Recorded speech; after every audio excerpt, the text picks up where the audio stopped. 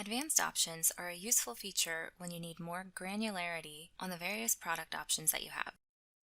We're going to go over two examples of how we can use advanced options. The first option we want to play with is inventory of specific options. For example, if we have 3 medium white and 2 large gray, instead of, let's say, 50 overall, we want the system to track those specific inventories. The second option would be about weight.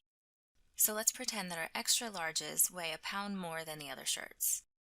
So what we need to do is go into our products and then our product list and choose the product where we want to get more granularity under product options. In this case, we'll choose the ladies striped v-neck.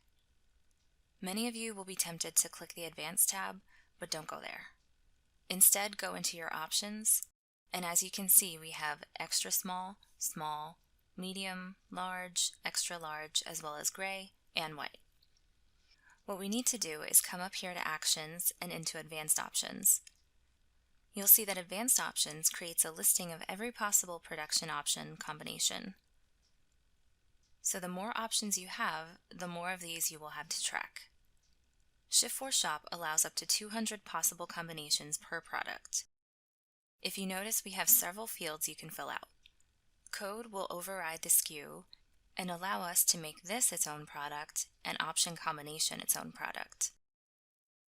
GTIN is your global trade item number and is used for various product search fields.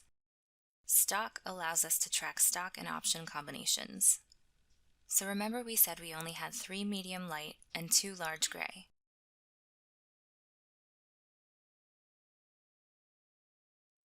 Weight allows you to add additional weight to the base weight we currently have. So remember we want to add an extra pound to the extra larges.